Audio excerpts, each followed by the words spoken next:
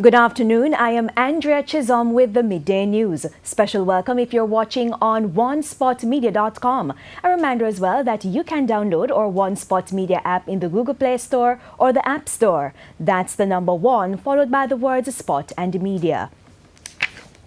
The House of Representatives has passed the Building Act with 24 amendments. It will now be debated in the Senate. The National Building Bill will govern the construction sector and seeks to prevent people from building in unsafe areas. It will also address squatting.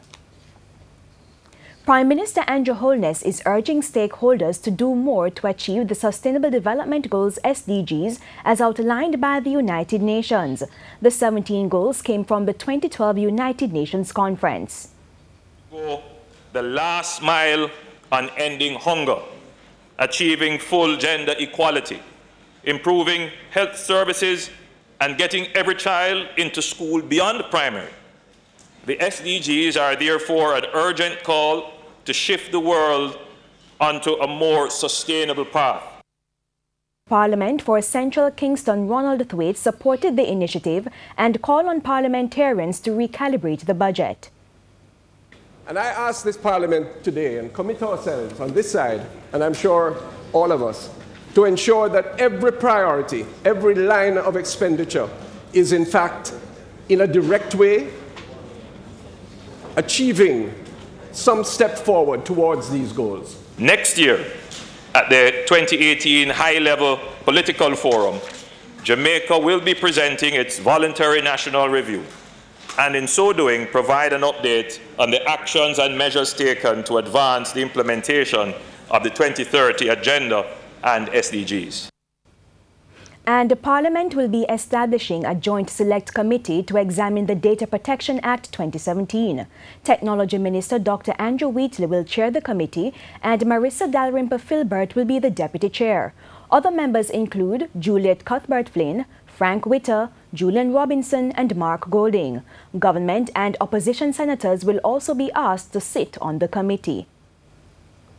The governing Jamaica Labour Party officially has a 3-seat majority in the House of Representatives.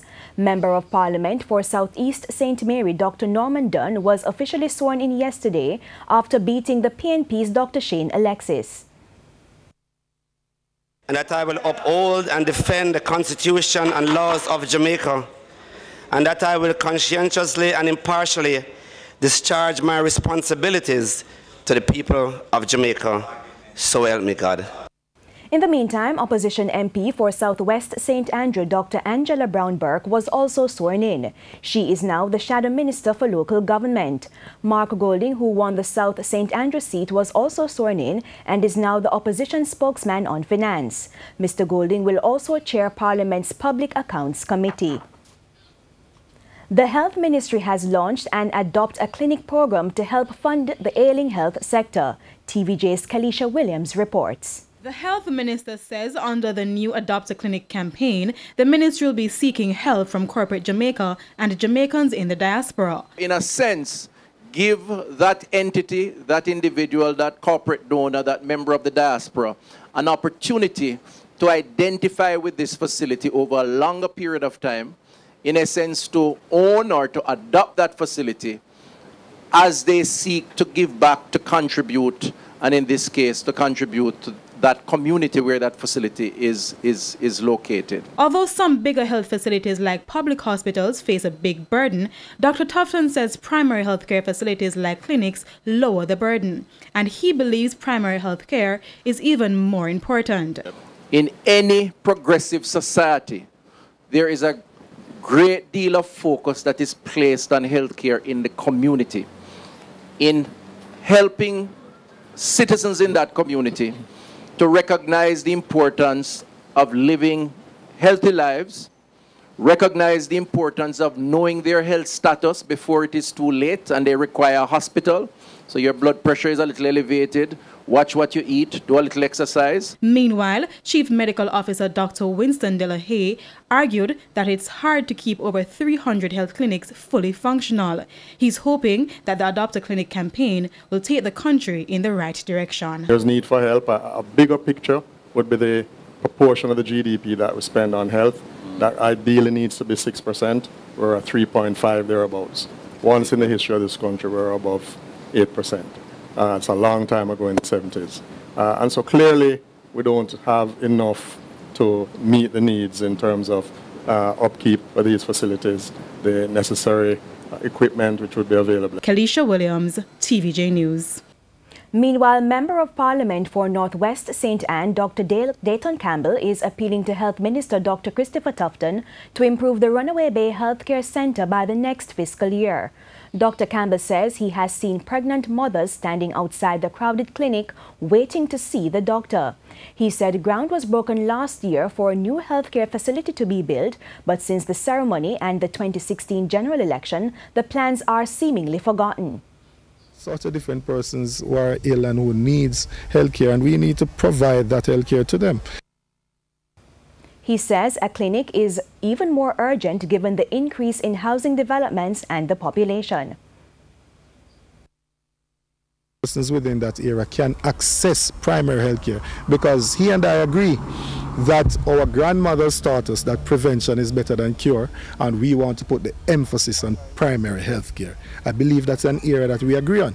Now, in order for us to put the focus on primary healthcare, we have to have the facilities available so that those persons don't leave and go to the St. Anne's Bay Hospital and overwork the staff there that is already seeing an increase in their workload. So we need to ensure that we have health centers that are working and that are accessible to the general public, so that we can remove some of the strain of the secondary facilities and have persons accessing the primary care facilities. Thank you so much, Dr. Campbell, and all the best. Police Commissioner George Coelho is remaining firm in his position that police personnel promoted under his watch are of good character. 168 police officers were promoted last month following outcry from stakeholders, including National Security Minister Robert Montague. 100 police constables were promoted to corporal and 68 were promoted to the rank of sergeant. 28 senior cops were also promoted.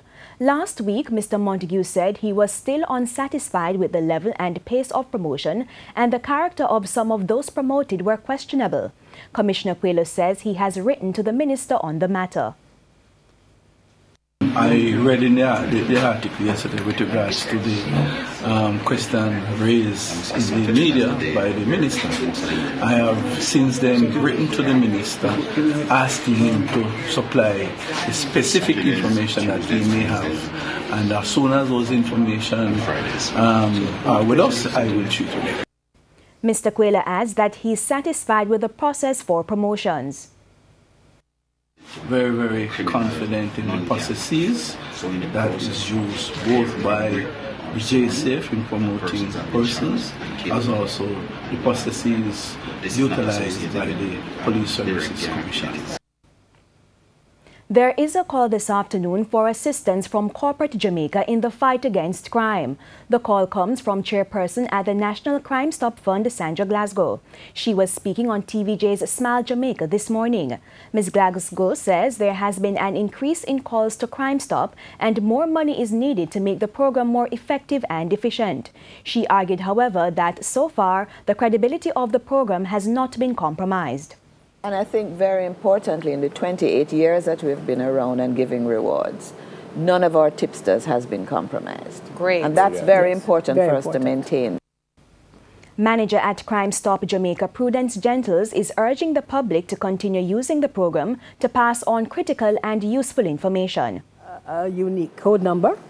Yeah. And if you're interested in a reward, you can then continuously call us back to find out what the state of the investigations are. Construction should begin to rebuild the Liberty Hill Primary and Infant School in Dumbarton St. Anne, which was destroyed by fire in March 2014. Officials from the Chase Fund on Friday handed over the property to the contractors. The school will be built at a cost of $20 million to include 4 classrooms, an administrative area and bathrooms. The project will take approximately 5 months to complete. Member of Parliament for North West St. Anne, Dr. Dale Campbell, told TVJ News that the fire affected over 60 students who had to be relocated to the Discovery Bay All-Age School.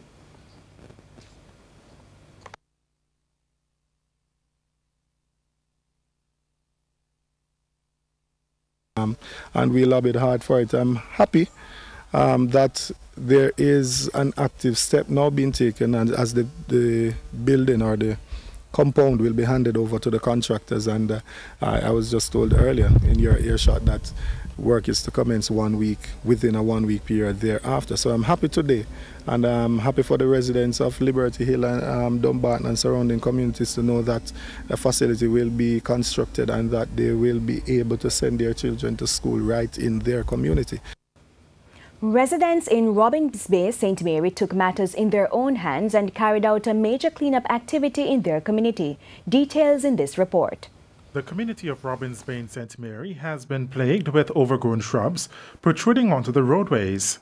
This often led to drivers swerving into the middle of the roadway to avoid them. However, the residents in the community took the initiative of carrying out debushing works themselves rather than waiting on help from the government. We can't wait for nobody. We have to just do the right thing, see it. And togetherness is best, see it. So we have to just do like the ants do. Just work together and make everything light and nice. We are trying our best to keep it clean, Yeah, man. So we are get the overhang and them cut off of the road because we now wait until the accident creates before we start doing anything. And we blame myself here. One commuter says he is grateful for the work of the community. Good project. Wish more communities could do the same as what them are doing, You as a driver now, how you think you will benefit from this project? Well, we cost to live longer, Because we're not going to meet in an accident or swing from a bush. Councillor for the Islington Division, Lincoln Dixon, gave commendations for the work of the citizens. It was long overdue. It has to be done by someone. But in fact, there will never be sufficient resources by any administration to get all the things done that needs to be done. The cleanup activity in the community took place over a 5-week period.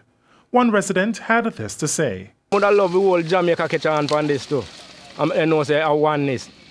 No unity, a oneness. Yeah. Meanwhile, the residents say they will be fixing the fence at the Robins Bay Primary School as soon as funds become available. O'Shane Masters, TVJ News. And time now for a look at what's coming up in this evening's health report.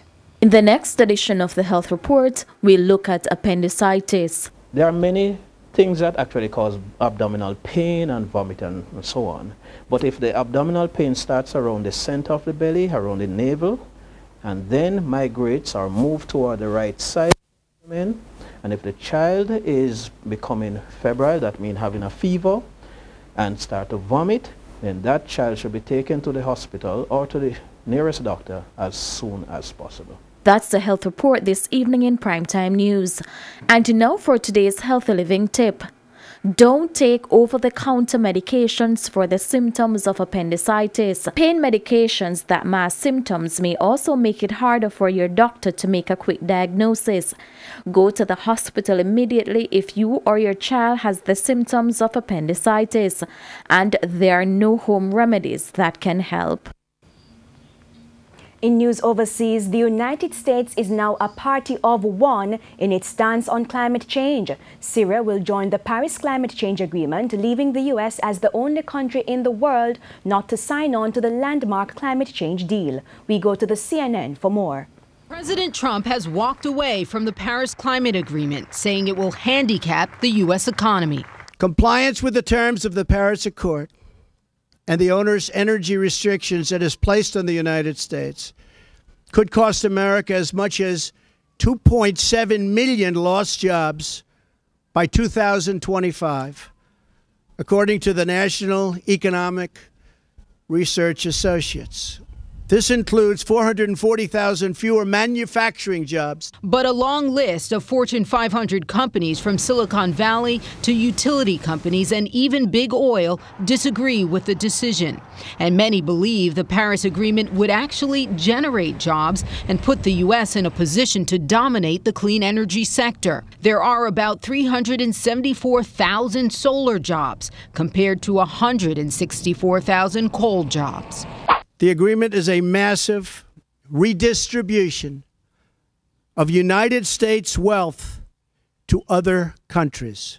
The president is talking about one financial component of the Paris Agreement that helps poor countries address climate change. The United States has voluntarily pledged $3 billion to the Green Climate Fund, more than any other country.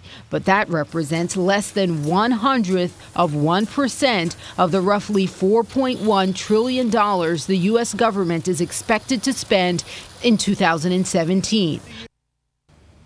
And in sports, Dint Hill Technical will seek to dent Clarendon College's 100% win record when they face them today for the Ben Francis Cup decider.